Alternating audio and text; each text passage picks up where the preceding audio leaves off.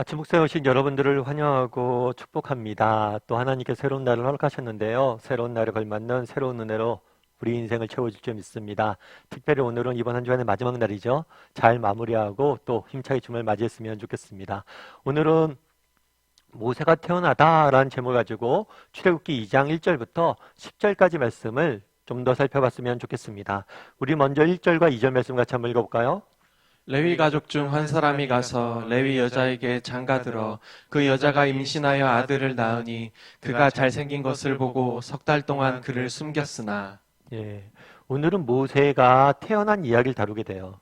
그런데 모세는 태어나자마자 죽을 수밖에 없는 운명이었죠. 왜 그랬을까요? 그 당시 이스라엘 사람들은 애굽에 있었죠. 그런데 애굽의 바로 왕이 뭘 하라고 그랬어요? 이스라엘 남자아이들이 태어나면 전부 다 나일강에 던지라고 그랬어요. 나일강의 신에게 그들의 운명을 맡기라는 거예요. 그래서 사실은 종교적인 그런 허울을 쓴 사실은 아이들을 죽이기 위한 일종의 살인 명령이죠. 어린 아이들을 이렇게 무자비하게 죽이는 정말 악한 행동을 한 거예요. 그런데 모세가 레위 가족 중에 한 사람이 장가들어 한 아들을 낳았다. 이 아들이 모세예요. 그래서 모세는 태어나자마자 죽을 수밖에 없는 운명이었죠. 그런데 그 아들을 그 부모가 뭘 했어요? 숨겼어요. 왕의 명령을 거역하고 숨긴 거죠. 사실 이거는 쉬운 문제는 아니에요. 왜냐하면 왕의 명령을 거역하고 숨겼다가 나중에 들통이 나면 이 아이도 죽게 될 뿐만 아니라 온 가족이 다 위험에 빠질 수 있는 상황이죠. 그 당시 왕의 권력은 대단한 거였어요. 그럼에도 불구하고 숨겼어요. 그런데 그 앞에 재밌는 표현이 있죠. 어떤 표현이냐면 그가 잘생긴 것을 보고 숨겼다. 그러면 못생겼으면 안 숨겼을 것이냐. 사실 우리가 성경을 읽다 보면 마음이 불편해지는 경우들이 좀 있어요. 오늘 본문도 그런 거죠.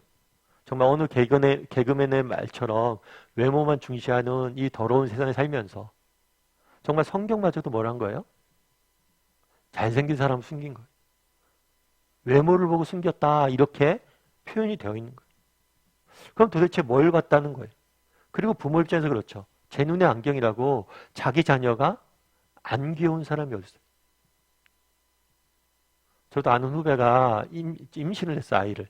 이렇게 아이를 임신했는데 그러더라고요. 이렇게 초음파 사진을 찍잖아요. 초음파 사진을 보여주면서 뭐 이게 눈이고 코고 입이고 너무나 이쁘게 생겼다고. 제가 봤을 때 거의 보이지도 않는데 뭐 부모 눈에는 다 보이잖아요. 부모 눈에 잘생기지 않은 사람이 어디 있어요? 그럼 뭘 도대체 봤다는 거냐? 라는 의미가 있는 거죠. 우리 사도행전 7장 20절 말씀 같이 한번 읽을까요?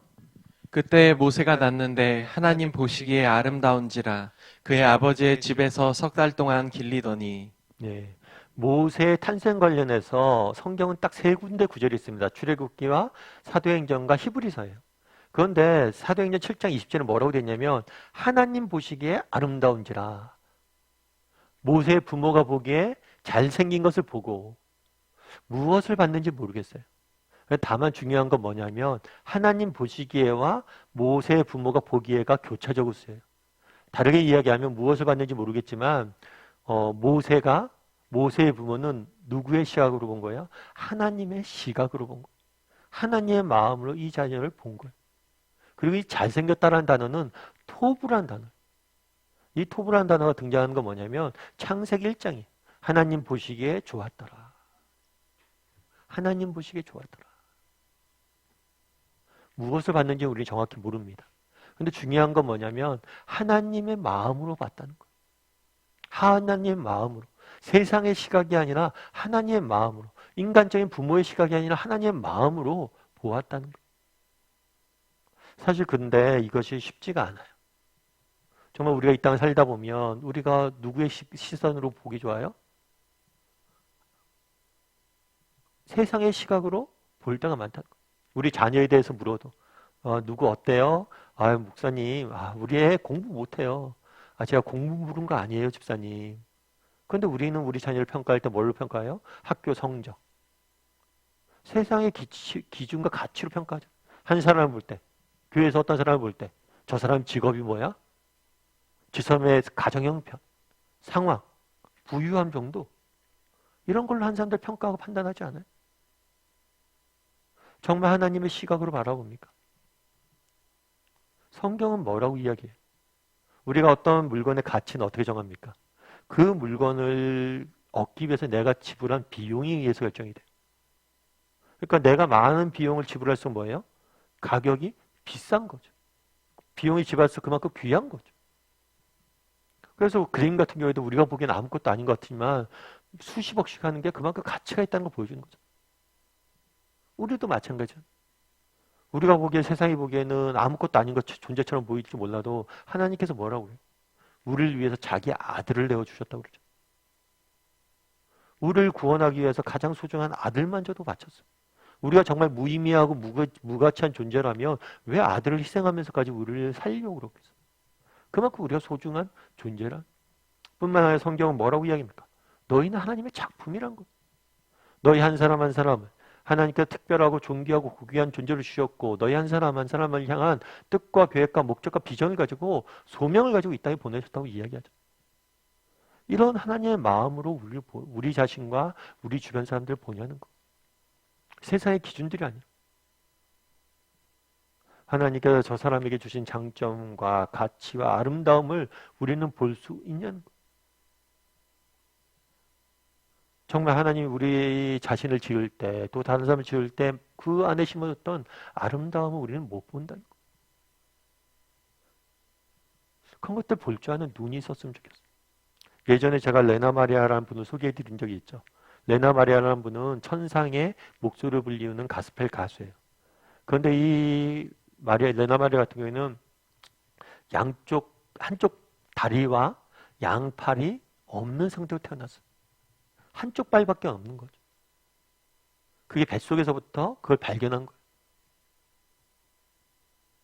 그래서 뭐라고 얘기했냐면 의사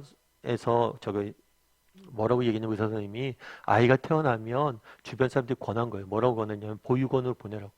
그럼 그곳에서 환경에 맞게 잘 키워줄 거라고.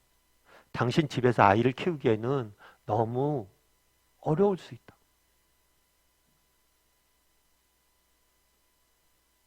그리고 아이가 태어나자마자 그런 사람들이 그랬대요. 아이를 보고 싶다 그러니까 아이가 좀 모습이 이상하더라도 놀라지 말라고, 충격을 받을 수 있다고 그렇게 이야기를 한 거예요. 그런데 그 아이를 처음 보고 그 엄마가 했던 얘기가 뭐냐면 You are so beautiful. 너 너무 아름답구나. 사람들이 보기엔 이상할 수 있고 때로는 흉물스러울 수 있다는 이야기했지만 부모의 눈은 아니었다는 거예요. 그래서 나중에 레나 마리아가 간증하는데 자기는 그 부모의 너는 정말 아름답구나 그 말 한마디가 너무 자신의 인생을 지키는 힘이었다. 우리도 마찬가지로 세상이 우리를 어떻게 평가할 수 있죠. 세상이 이렇군 저렇군 우리를 평가할 수 있어요. 세상의 기준과 잣대로. 하지만 성경은 뭐라고 이야기하냐는 거예요. 너는 그런 존재가 아니라는 거예요. 넌 누구보다도 소중한 존재이고 내가 특별한 목적과 비전과 계획을 가지고 널 보냈다. 넌 하나의 작품이다 라고 이야기해요. 바라기는 우리 다음의 식구들이 한번 돌아봤으면 좋겠어요.